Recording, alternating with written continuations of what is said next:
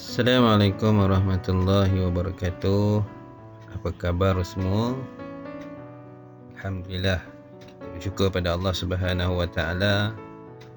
Hari ini kita sambung lagi pembelajaran kita dalam mata pelajaran akhlak tahun 4.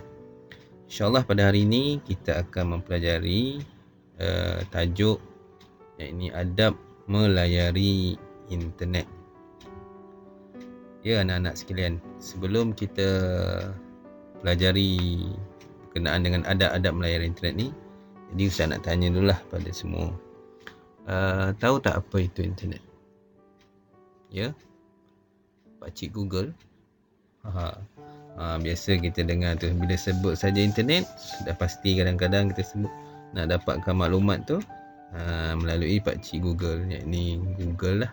Google tu adalah satu medium dalam internet yang kita panggil Google Chrome. Okey, anak-anak.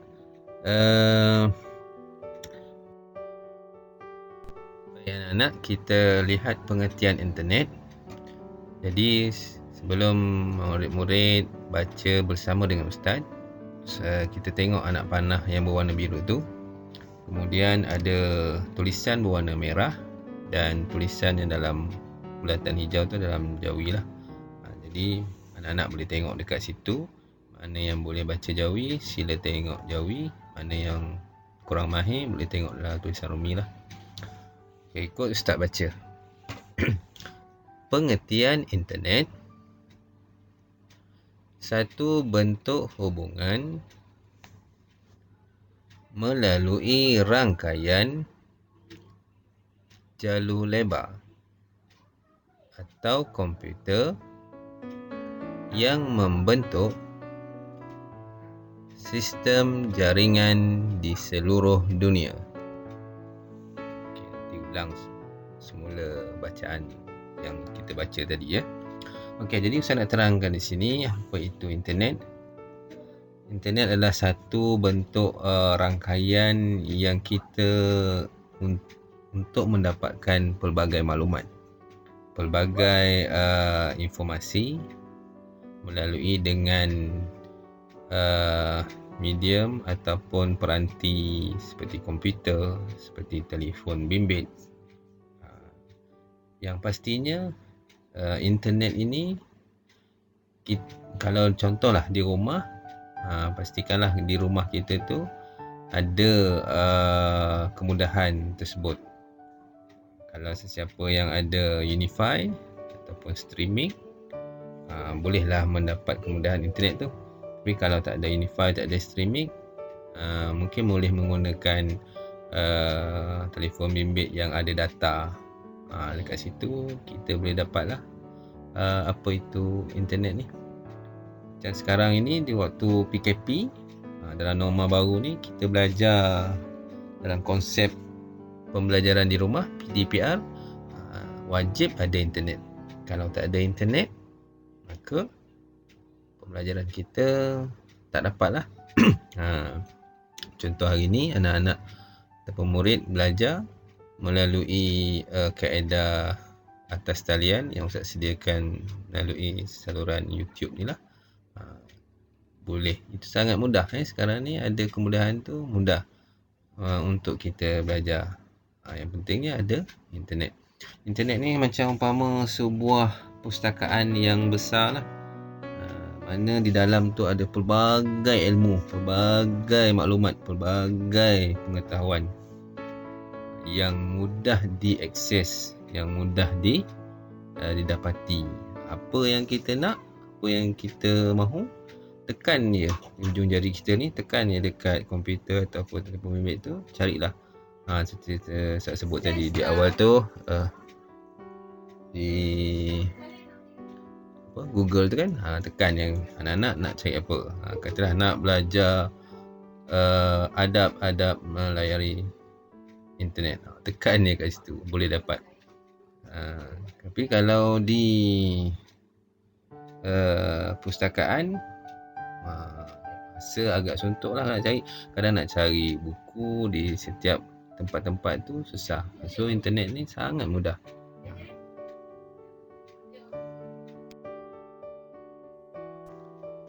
Okey, seterusnya adab melayari internet. Okey, ikut Ustaz baca ya. Memastikan masa yang sesuai. Kedua, tidak membuang masa dengan melayari bahan yang tidak berfaedah. Ketiga, menumpukan perhatian pada bahan yang dikhendaki sahaja. Baik anak-anak, ada 3 adab melayari internet ni. Ustaz terang sikit je. Okey, yang pertama tu kita nak layari internet ni pastilah masa yang sesuai. Tetapi sekarang ni untuk kita melayari internet ni, saya kata kalau di sekolah kebangsaan mungkin waktu pagi, di sekolah agama anak-anak nak belajar di waktu petang.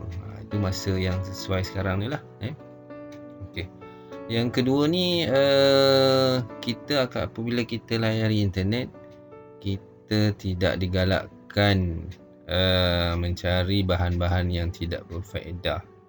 Sebab bila kita tengok bahan yang tidak berfaedah, tidak bermanfaat, dia membuang masa. Maksudnya tidak dapat apa-apa. Kalau sekarang ni kita belajar melalui medium saluran atas talian ni, tengok YouTube ni, dapat pahala, dan dapat menambahkan ilmu lagi. Itu maksudnya yang baik lah, bahan-bahan yang baik. Okay, yang ketiga tu menumpukan perhatian pada bahan yang dikendaki. Jadi bila kita layar internet ni, saya kata Ustaz maklum tadi awal, melalui search Google tu, maksudnya cari bahan ataupun perkara yang kita perlu sahaja, perlu kita nak.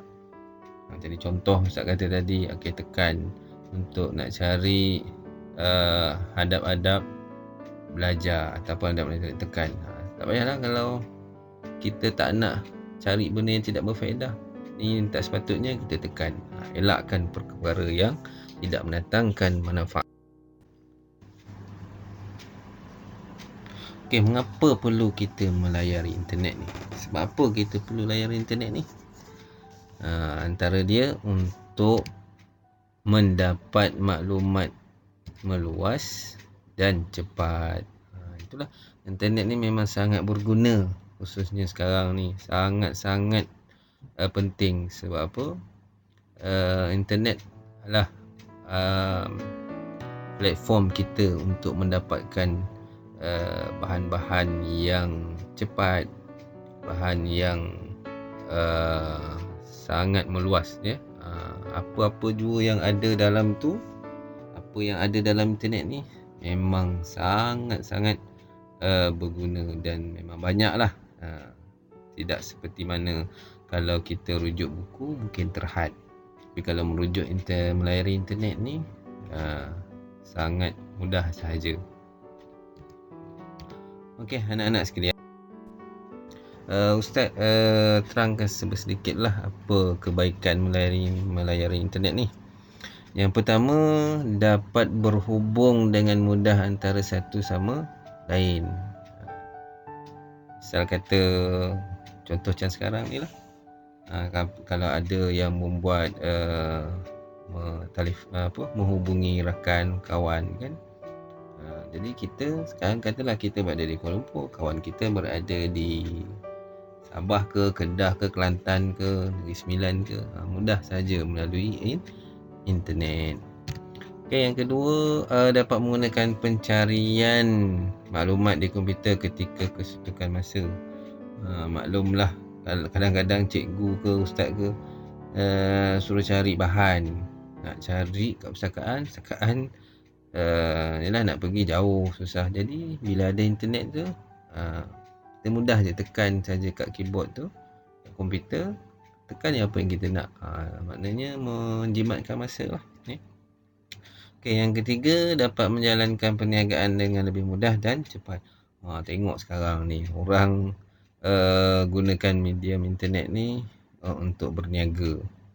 Tak perlu nak buka kedai runcit, tak perlu nak buka kedai restoran ke. masuk dalam contoh jual barang, masuk je kat Shopee, kat Lazada. Tapi gunakan dengan sebaik mungkin lah. Jangan kita gunakan medium untuk membeli itu dengan membeli barang-barang yang tidak sepatutnya. Beli benda yang berkeperluan sahaja. Okey, baik. Keburukan melalui internet ni tanpa beradab. Okey, yang pertama, mudah dapat bahan yang dilarang oleh agama.